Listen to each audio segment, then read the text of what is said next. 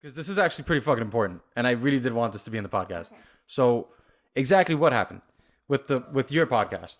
Because you were gonna start it, you didn't, and this got cut off. This got cut off. So, what happened there? There's just like you just didn't want to.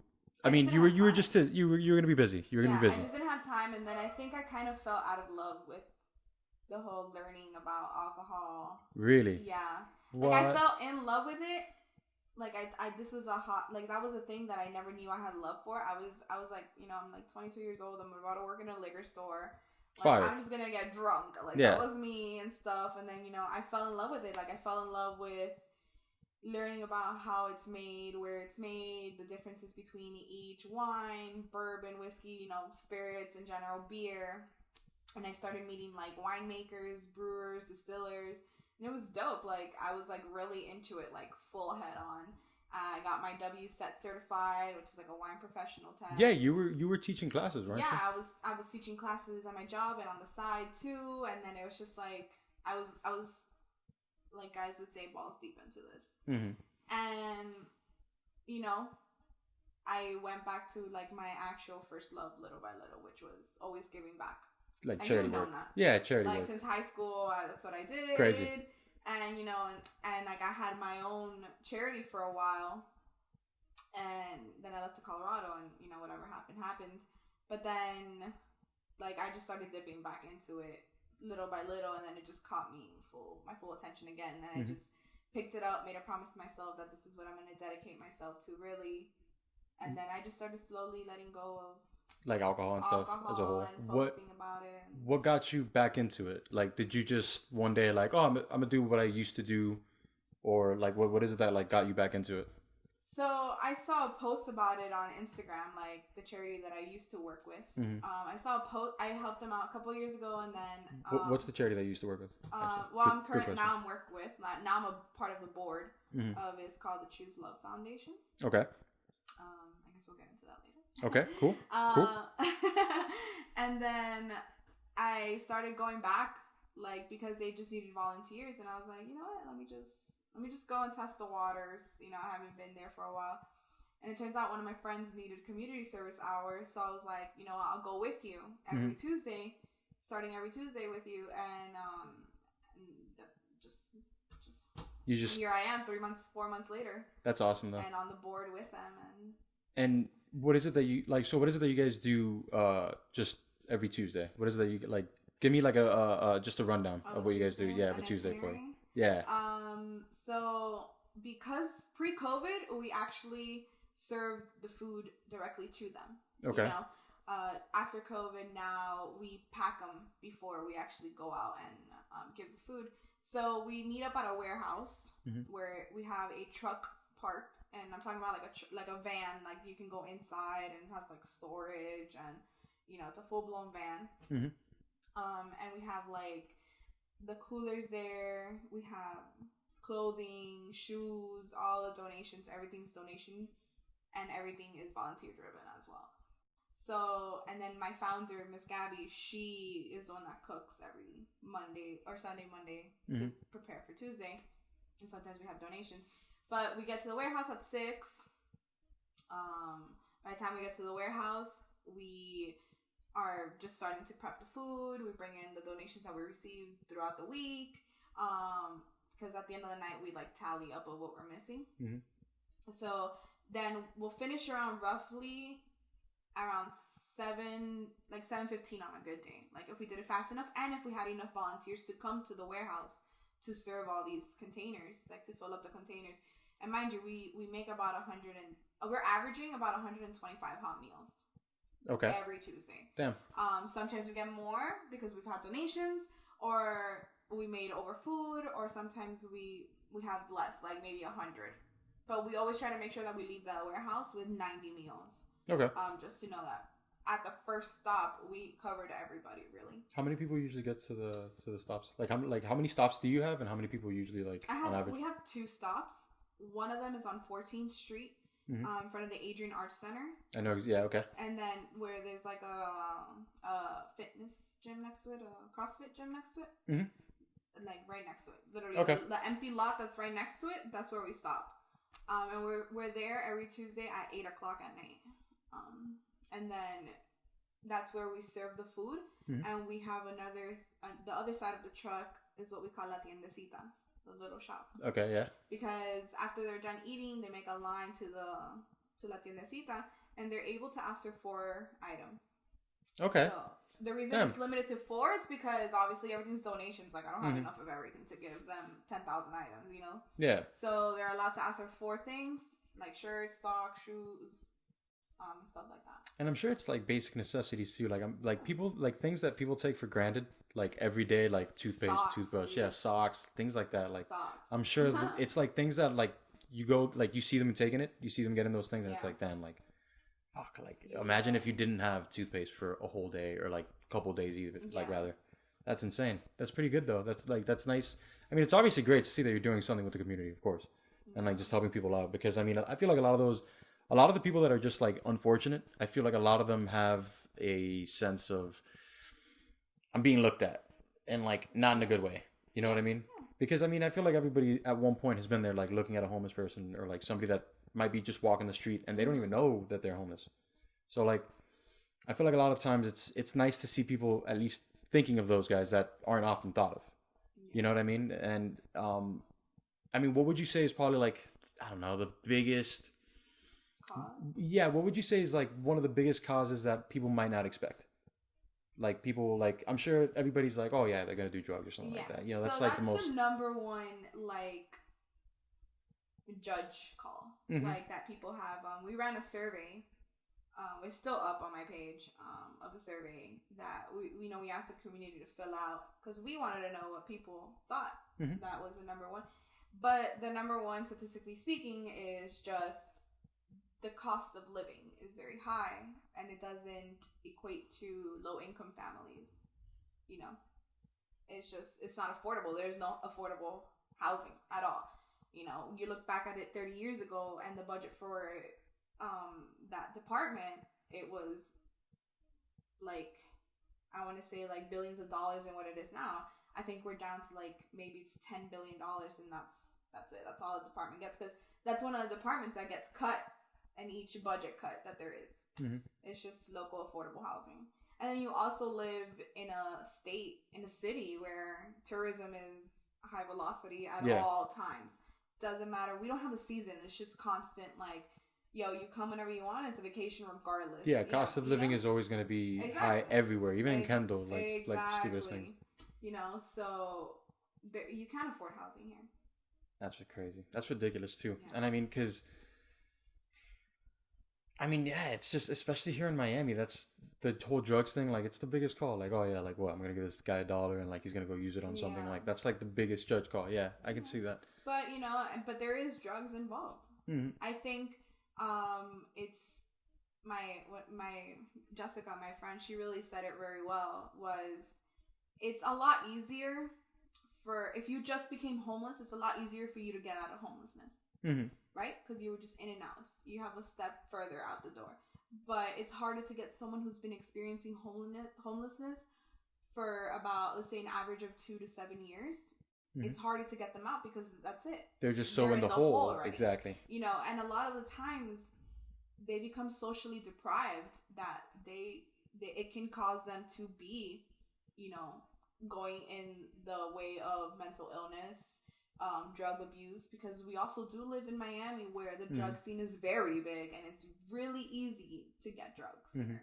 You know what I mean? So they start feeling that sense of way. They notice that people are looking them in a certain way, that, you know, they're getting judged. I'm pretty sure, you know, they get their items stolen almost every week. I can't imagine. And I'm sure that you get, and what the crazy thing to me is that it's such a, like, the fact that you say cost of living, which is just literally living, just, you know, being able to pay your house, being able to pay your car, your transportation, being able to get to work and work at a place, and telling me that's high and that just causes that, like, that's something that hits close to home in reality. Like, it just hits close to home, you know? So that's sad.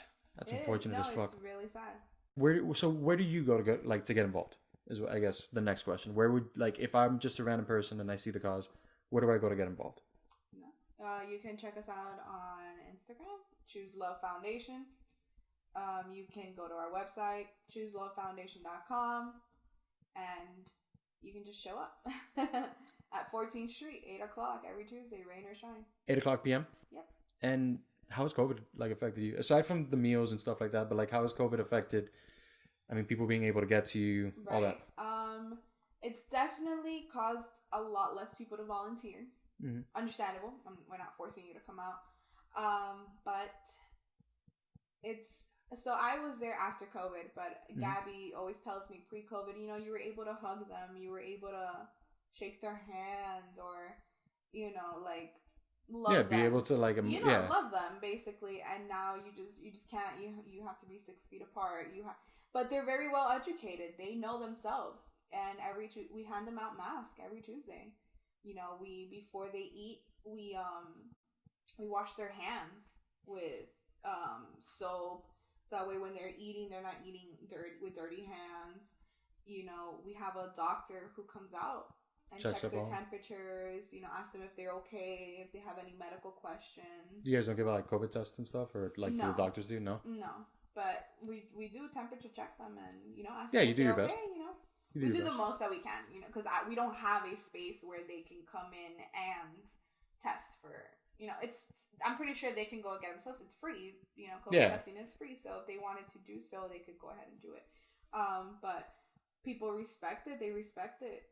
They know that they have to be 6 feet apart. They know that, you know, we constantly remind them, wash your hands. We give them Germex, gloves, masks. So it's all available to them. We do the most. And we prepackage everything so that way it's faster. It's quicker. We're getting them in and out. Yeah, exactly. And how would you say... I had this question in my mind, but I can't seem to like actually put it together for some reason.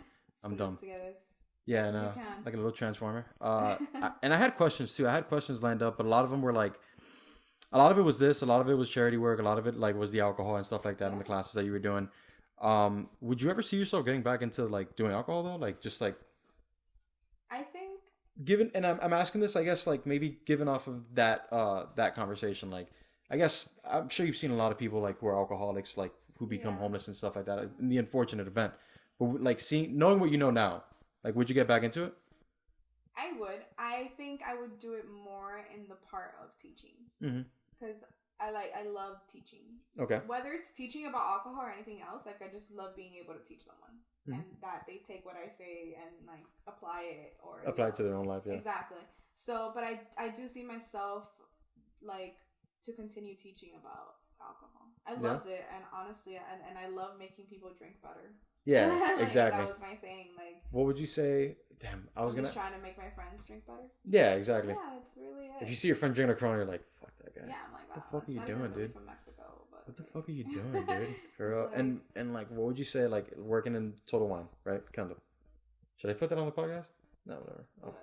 I'll cut it out later. Working in that one, what would you say is like the most, like in Miami, the most frequently bought like kind of alcohol? Scotch, for real? Not blue label, black label. I could see it. I was thinking like vodka, because like it's like party. No, not even. No. I mean, it gets bought, like whatever, but it's Scotch. What's your favorite Scotch?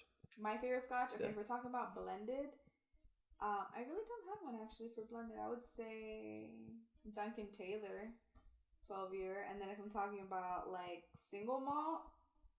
Not Japanese, it would probably Dalmore.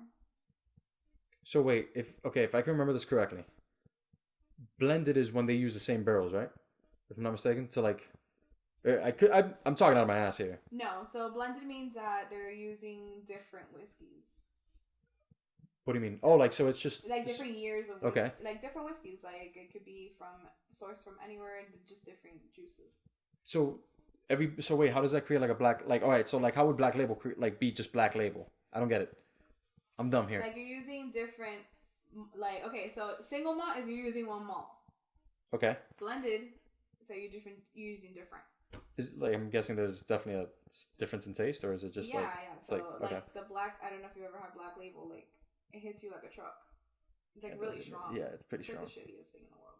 Really? I hate black label. What? And if we're talking about like which is the best label, it's the green one. Let's be honest. The green one's the best. For sure. Smoothest one. Yeah, I love it. 15 Smoothest years one. is Hell yeah. yummy. Oh yeah. I'm having a hard. So they get different. Like I don't understand. What do? Okay. Different malts. Explain it. Okay. I'm a fifth grader. Now explain it to me like I'm a That's third grader. illegal. Now explain it to me like I'm a third grader. All right, never mind then. Yeah, I'm just a fucking fifth grader trying to learn different alcohols. I'm over here like I'm gonna lose my job. I'm about Like, fuck. God. You're not even supposed to be here in the first place. Okay, so just thinking about like vodka. Vodka can be made by grain. So you have corn and potato. Okay. Now blend those two together. That's a blend. All right. I can. Okay, I'm seeing it now. I'm just dumb. I'm honestly really dumb when it comes to alcohol. Like people. Because you drink White Claws. You calm down there. Okay. Let's be honest, Trulies are better. Nah, Trulies are definitely better. Nah, but the best ones I've had were the Funky Buddha ones. Oh my god. The Funky Buddha ones have been the best seltzers I've tasted. Yes. Yeah, for sure. Oh yeah. For sure. I 100% agree. The guava one alone, I'm not gonna say what I was gonna say, but the guava one alone is amazing. Okay, and the other one is damn, what's this other one? It was Belvive, Bon Bon Viv, yeah, Bon and Viv. That one. Mm-hmm. That one is the best. That one's good. that one. It's good. It's different. It's different flavors. It's different flavors than like regular ones. I mean, I guess Funky Buddha is too. I love Funky Buddha. But no, the Bon and Viv, Bon and Viv. Bon and Viv. Okay. Oh, so it's like two people. Okay, cool. I was messed up every time I tried to like look at them. So I'm like, Bon and Viv. It's crazy that people actually get drunk off of that. The flavors are actually pretty good. I know, but it's like pear. Yeah. Like it's just crazy to me. Like I'm gonna call it Bon Viv just for the sake of like the sake of time. The sake of you like trying to stop yourself and be like Bon and Viv. Bon. Not and Bond. Viv. Bon. Like Bon. Bon. Yeah, Bon. Bon and Viv. Yeah. Bond. Bond. Bond and. You keep saying Bond. No, I'm just kidding. I'm lying. Damn, dude. What's like? I don't know. I guess what's like the typical stereotype for like? Do you ever get drunk like going into like total wine like just drunk like plastic? No. No, I feel like that's the kind of thing I do. Like, come inside drunk. Yeah, like just like go shopping while they're drunk. That's what I do. I mean, I'm pretty sure a lot of people have done that, where they're like, oh, gonna come pick up more liquor, and they're already like lit. Yeah, destroyed. Like, oh yeah, I've seen a couple. Have you ever, like, what's the worst experience? That's what I wanted to like. You know, honestly, I've never had a bad experience. Really? No.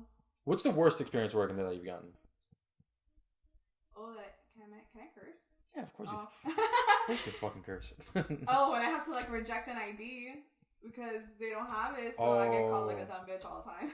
No. That would be it. Or they'll like try to like just get mad, like yeah, what? Get rude. Like you're coming to a liquor store and like we're a big company. How would you not bring your ID? Or they'll bring someone that's like underage with them, like they're like 19 and they're 21, but we ID everybody in the group. Mm-hmm. So you both have to be 21 in order for me to.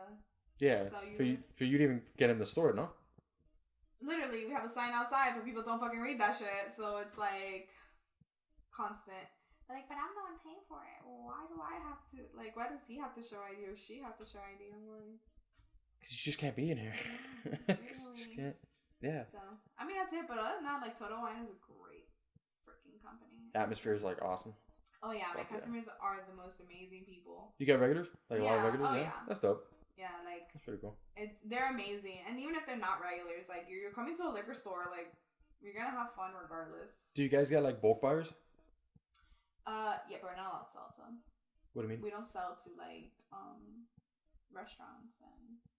What, it's bro? illegal. Yeah, they have to get it from a distributor. If not, they lose their license. Oh, that makes sense. Yeah, if you're a business, like we can't sell to you. That makes sense. Mm-hmm. What about like, I don't know, just like people that are like, yeah, I'm gonna spend like, I don't know. Yeah, like regular amounts all the time. What? That yeah, we cool. do weddings too. Oh shit! Okay. Yeah, like if you're gonna get married and like you need stuff for your bar, like I help them build their bar. Damn. Mm-hmm. I just got an open bar, dude. Fuck that.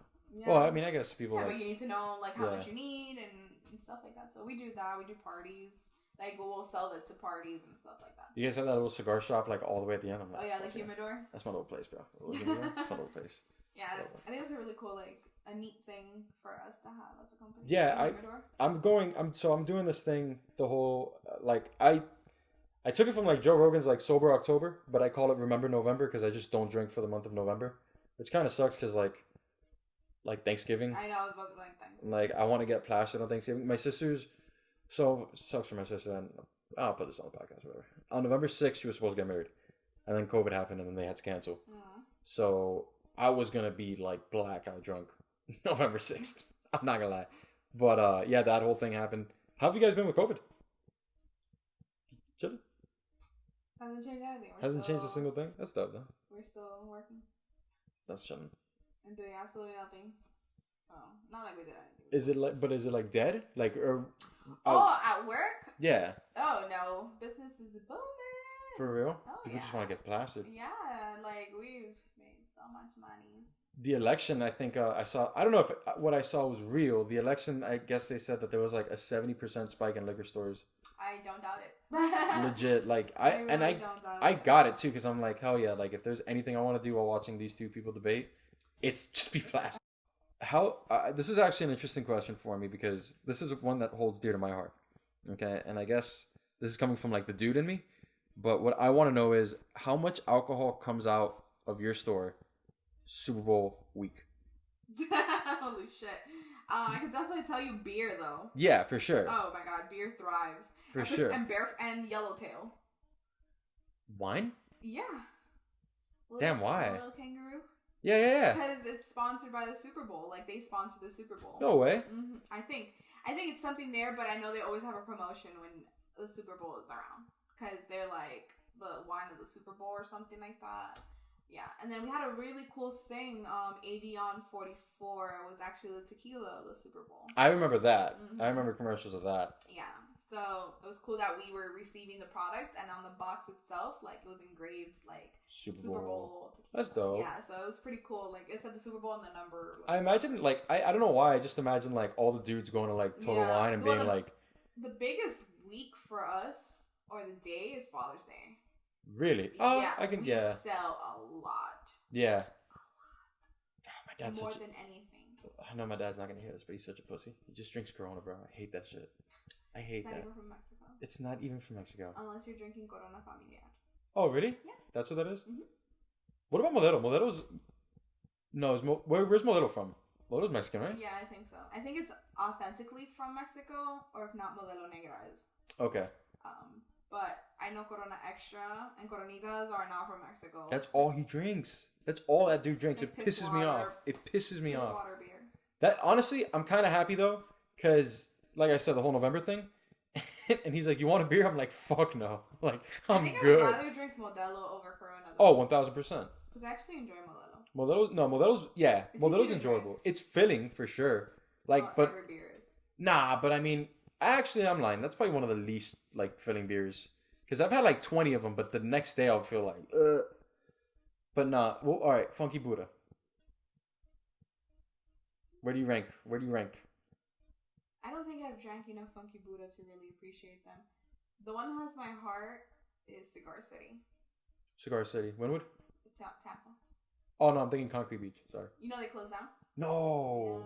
Yeah. Even like distributing beers? Yeah. They're only gonna produce, I think, the Havana Lager. Ah, that's not that bad then. I mean, I've never. But you know what's opening up? Dogfish. No. What? Wait, where's Dogfish at? I don't know. I know that Samuel Adams bought Dogfish and started collaborating, and then Dogfish bought out Concrete.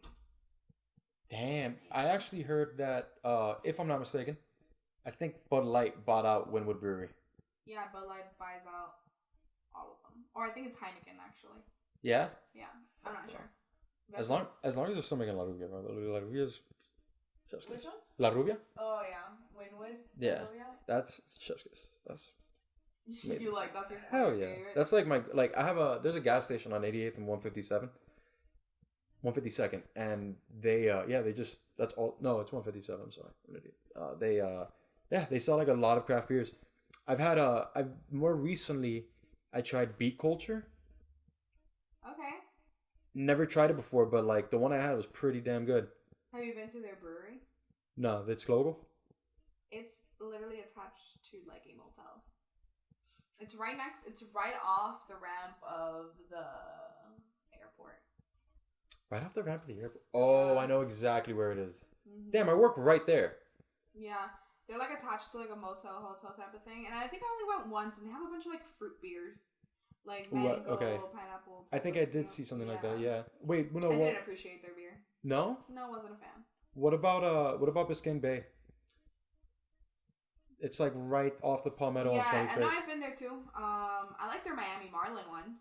Oh, they have one? Yeah. Oh, that's right. They do. They sponsor them. Yeah.